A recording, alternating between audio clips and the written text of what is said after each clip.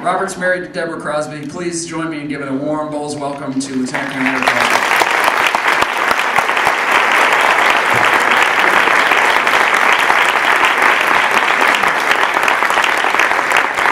All right, good morning. Good morning. So before I begin, I'd like to do a short exercise. I'd like for everyone to kind of scoot to the edge of your chairs, please. Scoot. Everyone is there? Okay, now take a deep breath. Hold it. Good. Now I can tell my mama that my speech was so good I had everyone on the edge of their chairs and holding their breath. Right? All right, thank you for having me today. And, you know, as I think about the impact that you all make on children, you know, I have to reflect on my own 3 that went here. And so the first kid that I like to reflect on is Zach Crosby. You know, Zach started at Bolles in the 9th grade, and in the public school system, Zach was an A-B student. He was on top athletically, but when he came to the Bolles school, that wasn't the case. Zach was a C student. When he get an occasional B, we would jump for joy, you know? And so then Zach ventured into the field house to try out for the football team where he met Coach Rogers, okay? And it's well known that when it's raining outside, when Coach Rogers come out and look up at the sky, it stops, okay? And so things were really, really challenging for Zach, okay? And things would get a little worse for him. In his 10th grade year, he ended up breaking his leg in 2 places. And so he's trying to get a hold of this thing academically. He's trying to measure up to Coach Rogers' standards on the football field, and it was challenging. But when he broke his leg, almost every one of his teachers and coaches visited him in the hospital. And they encouraged Zach not to quit. Don't give up. And he didn't. And Zach is now on a football scholarship at the University of South Alabama. It's because of you. My next child, Julian Crosby.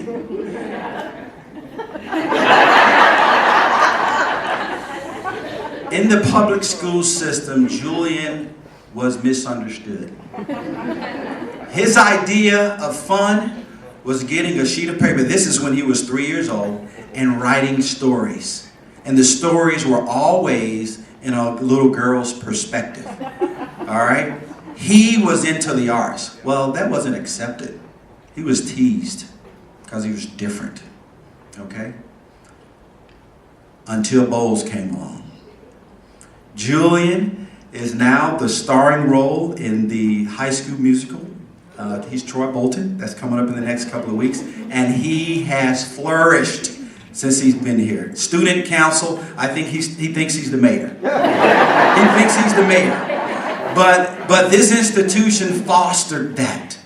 You all fostered that by teaching him to have a good attitude and to work hard. Thank you for that.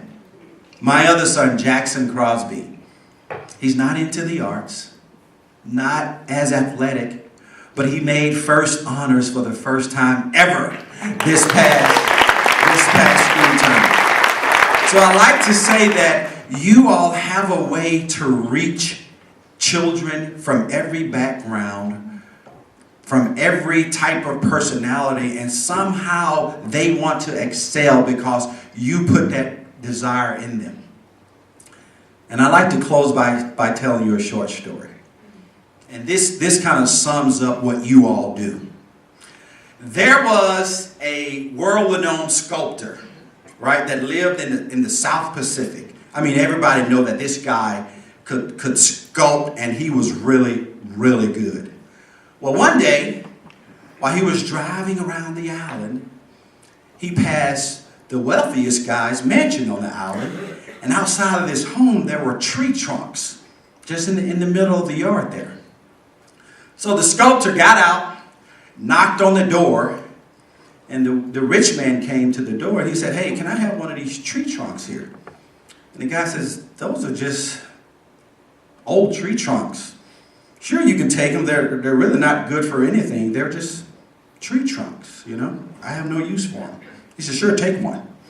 So the sculptor got the tree trunk. It was massive. Put it on his pickup truck, and he went back to his hut. And he got the tree trunk off his truck, set it on his porch, and he kind of walked around the tree trunk for a couple of weeks, just kind of walking around looking at it. And then when he was ready to go to work, little by little, he began to sculpt this tree trunk. And after about a month, he had designed the most majestic eagle, who the wings were outstretched, and the eagle's head was turned up toward the heavens. It was beautiful. So he got this eagle, and he put it in front of his yard. And one day, the rich guy on the island was just driving around, and he saw this eagle.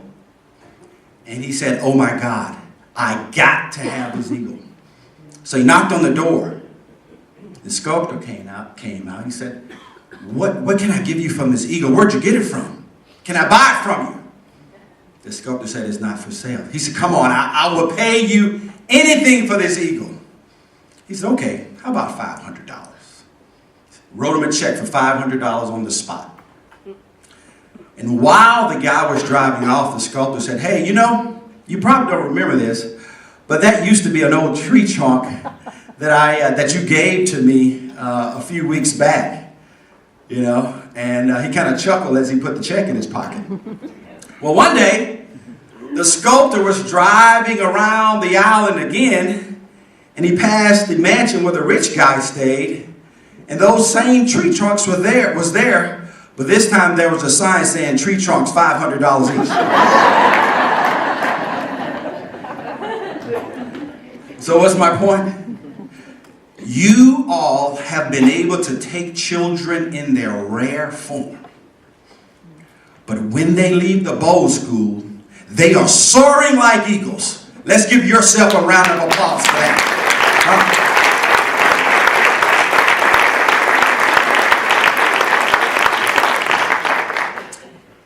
And my parents never got beyond the 8th grade.